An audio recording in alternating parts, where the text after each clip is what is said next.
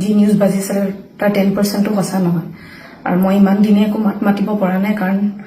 ইমান হেৰেছমেণ্ট ইমান mental harassment যোনটো কেতিয়াও মই ভাবাই নাছিলো হ'ব বুলি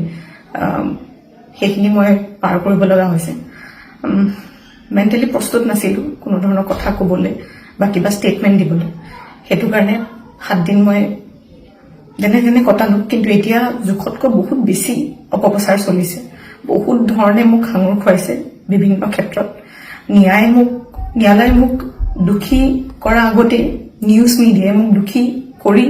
মোক এতিয়ালৈকে ফাঁচি দিছে মোক অলৰেডি মই দুখী বুলি কথা কৈছে আৰু বহুত ধৰণৰ নিউজ বিভিন্ন ধৰণৰ নিউজ য'ত মোৰ কেছটোৱে ট্ৰেডিঙৰ ওপৰত আছিলে কিন্তু এতিয়া কেছটো অকল মোৰ ওপৰত হৈ গ'ল আজি ফাইনেলি বহুত দিনৰ পিছত সাহস কৰি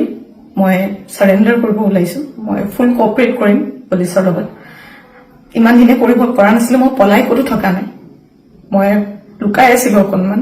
মই পৰা নাছিলো সহ্য কৰিবলৈ ইমান সহজ নহয় নিউজ এটা শুনি থকা বা নিউজ এটা কৰি থাকিলে যি মন যায় তাকে কৈ আছে কোনো ধৰণৰ তথ্য নোহোৱাকে কথা কৈ আছে মই ভাবিছিলো ইমানখিনি কেতিয়াও নিউজ মিডিয়াই নকৰে ইমান তথ্য নথকাকে ইমান নিউজ নবজায় কিন্তু আজি মিডিয়াৰ ফলত মই আজি দুখী গোটেই মানুহৰ আগত মোৰ মান সন্মান মোৰ মা দেউতা মোৰ পৰিয়ালৰ গোটেইবোৰ উলংঘ হৈছে আৰু এতিয়া আৰু ধৈৰ্য ধৰিব পৰা নাই চবৰ এটা সীমা থাকে সেইটো কাৰণে আজি মই সাৰেণ্ডাৰ কৰিম আৰু মোৰ বিশ্বাস যে তথ্য চাই ন্যায়ালয়ে ডিচিশ্যন ল'ব আৰু মিডিয়াৰ নিউজ চাই নহয় সো আজি মই সাৰেণ্ডাৰ কৰিম আৰু মই ফুল কোঅপাৰেট কৰিম পুলিচৰ লগত আৰু